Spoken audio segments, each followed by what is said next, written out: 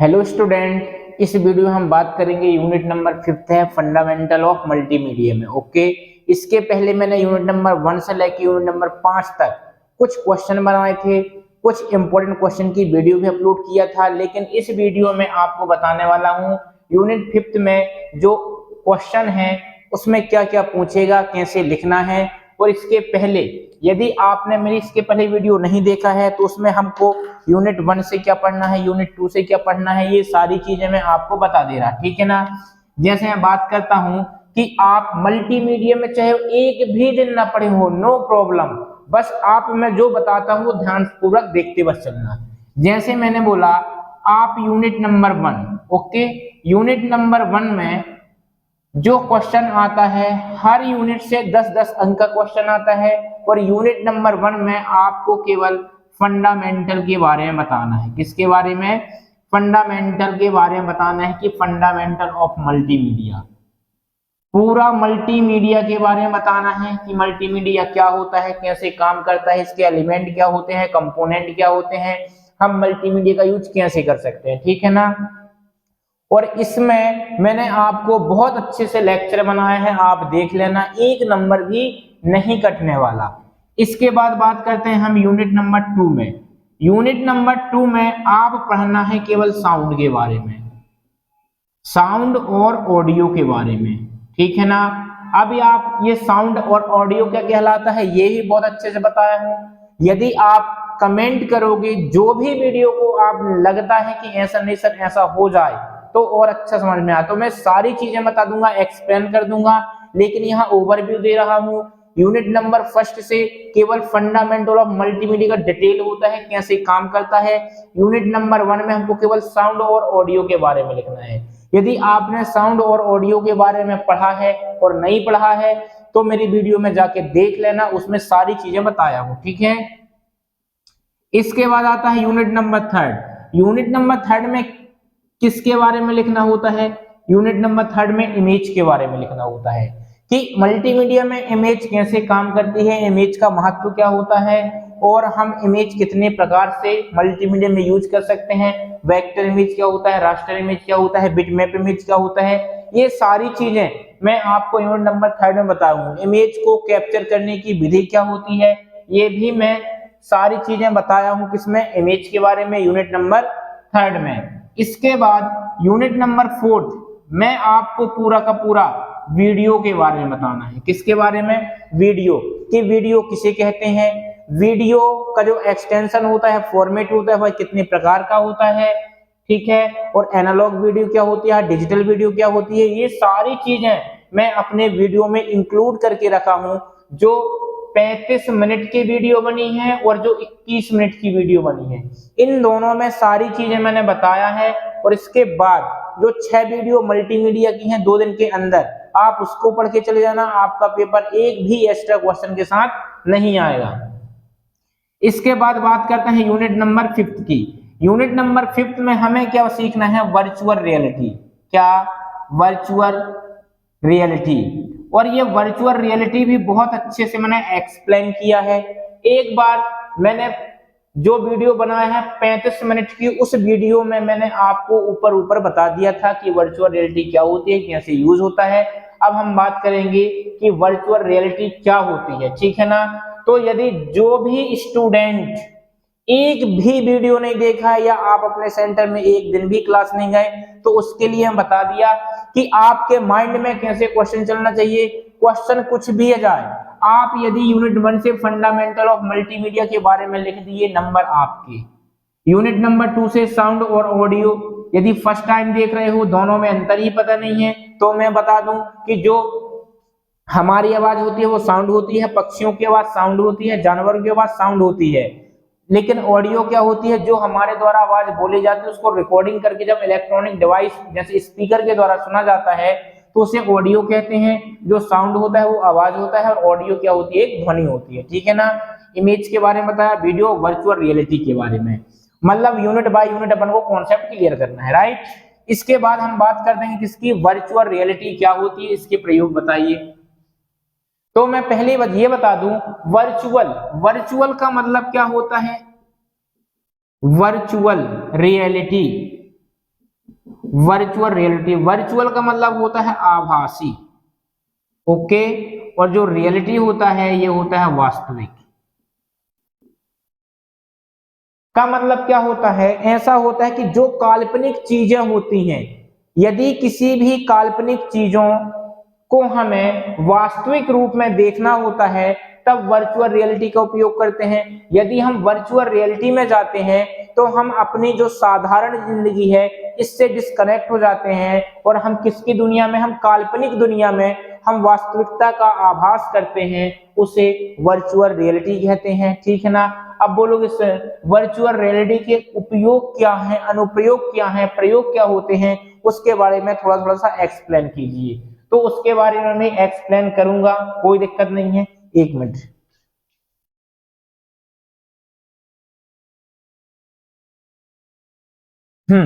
तो यहां से वर्चुअल रियलिटी के यदि उपयोग की बात करें तो मैं यहाँ पर उपयोग के कुछ हेडिंग लिखता हूं।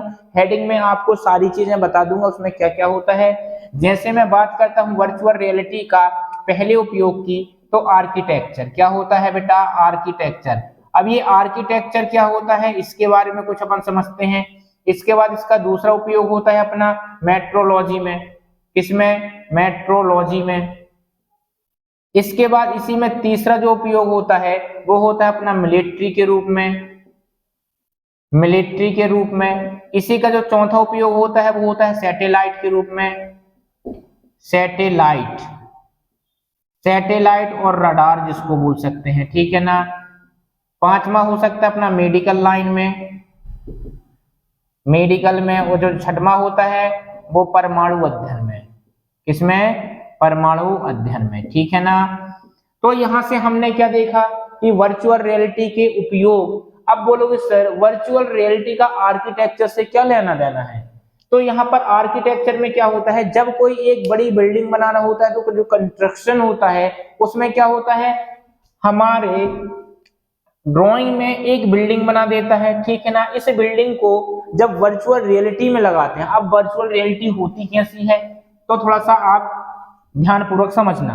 मैंने बोला जैसे आपके गाड़ी के हेलमेट होते हैं, उस हेलमेट जैसा होता है और हमको उसको पहनना होता है, तो ये जो होता है इसको ऐसे लगा लेते हैं। ठीक है ना।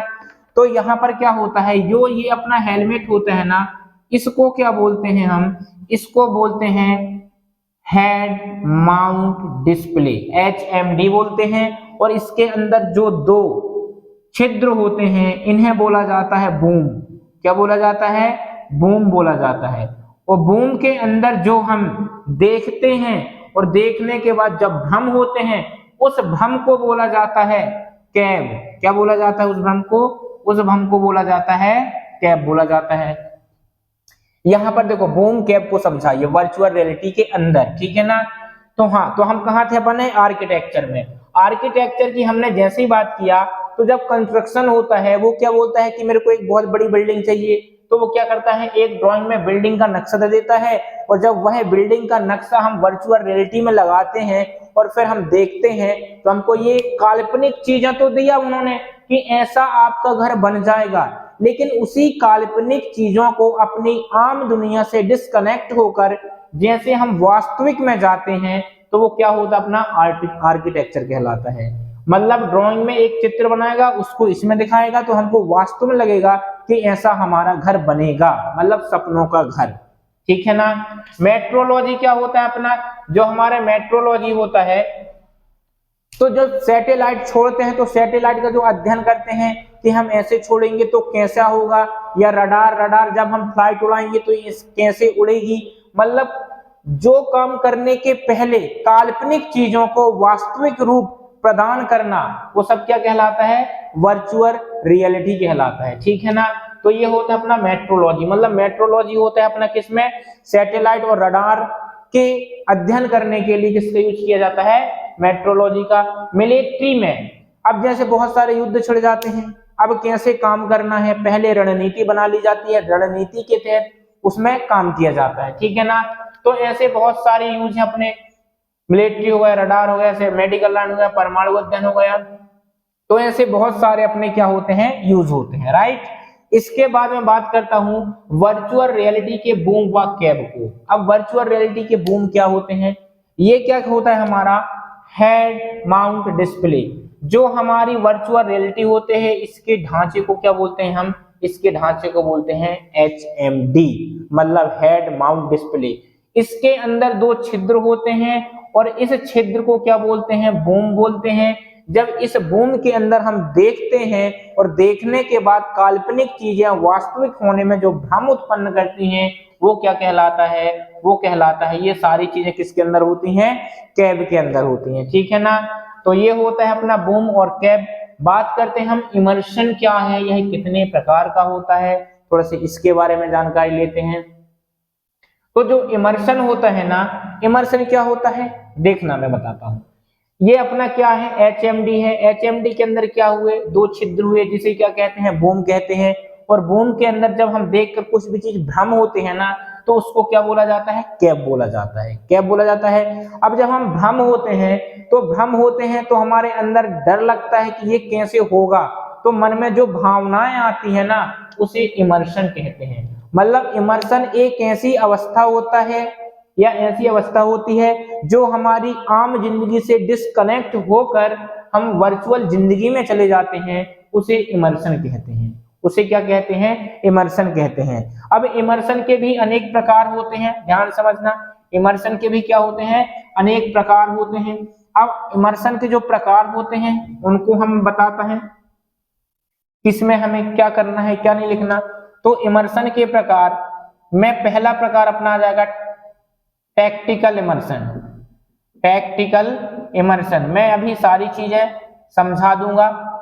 Tactical immersion, okay. दूसरा अपना होता है रणनीति इमर्शन, रणनीतिक इमर्शन।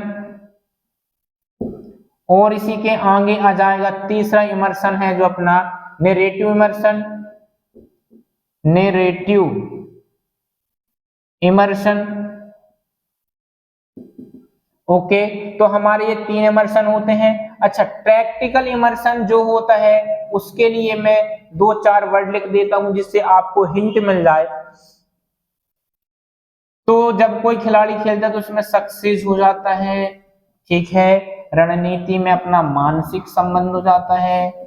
अभी समझाता हूं क्या होता है ये मानसिक संबंध। जैसे अपना आता है शतरंज, ओके। और इसमें हो जाता है अपना मगन या रम। समझना थोड़ा सा, टैक्टिकल इमर्शन किसे कहते हैं। इमर्शन तो समझ में आ गया कि जो हमारा भ्रम उत्पन्न होता है, भ्रम से जो हमारे मन में भावनाएं होती हैं उसे इमर्शन कहते हैं। इमर्शन तीन प्रकार के होते हैं। टैक्टिकल इमर्शन क्या कहलाता है, ये कहलाता है कि जब वीडियो गेम खेलते हैं तो वीडियो गेम खेलते समय खिलाड़ी के मन में ऐसी भावनाएं आ जाती हैं कि अब मैं ये गेम खेलकर एकदम सक्सेस हो जाऊंगा। तो इस प्रकार के इमर्शन को या इस प्रकार की अवस्था को टैक्टिकल इमर्शन कहते हैं, ठीक है ना। अवस्था को ही इमर्शन कहते हैं। तो टैक्टिकल इमर्शन कब कहलाएगा, जब कोई खिलाड़ी वीडियो गेम खेलता है और खेलने के बाद उसे लगता है कि अब मैं सक्सेस एकदम कंप्लीट हो जाऊंगा, तो इस प्रकार के इमर्शन को या इस प्रकार की अवस्था को प्रैक्टिकल इमर्शन कहते हैं। रणनीतिक इमर्शन क्या कहलाता है, जब कोई गेम में बहुत अधिक मतलब जब कोई गेम होता है जो और पूरा लॉजिकल होता है, ऐसा गेम जो पूरी तरह लॉजिकल होता है और उसमें जो मानसिक तनाव हो जाता है, मानसिक संबंध हो जाता है, वो बहुत अधिक गहरा हो जाता है, तब इस कंडीशन में जो हमारी अवस्था होती है उस अवस्था को रणनीतिक इमर्शन कहते हैं। जैसे शतरंज का खेल, इसमें आपको बहुत ध्यानपूर्वक काम करना होता है, राइट। नैरेटिव इमर्शन क्या कहलाता है, नैरेटिव इमर्शन वो कहलाता है कि जब कोई वीडियो गेम में कोई खिलाड़ी खेलता है और अपनी वास्तविक जिंदगी से उसका रिलेशन टूट जाता है, अर्थात उस गेम में एकदम वो मगन हो जाता है, रम हो जाता है, ठीक है ना। तो इस प्रकार की अवस्था को क्या बोलते हैं, नैरेटिव इमर्शन बोलते हैं। कहने का मतलब इमर्शन से डरना नहीं है भाई, इमर्शन एक प्रकार की अवस्था है कि आप वर्चुअल रियलिटी के अंदर जाते हो तो आप किस अवस्था में हो, इसी अवस्था को तो इमर्शन कहते हैं, ठीक है ना। और तीनों इमर्शन के बारे में आपको एकदम क्लियरिटी बता दिया, ठीक है ना। तो उम्मीद करता हूं कि आपका जो कल का पेपर होगा वो 100% आपके ही हक में रहेगा। तो इस वीडियो को मैं यहीं फिनिश करता हूं। वीडियो पसंद आए तो बेटा लाइक करें, शेयर करें, सब्सक्राइब करें। धन्यवाद।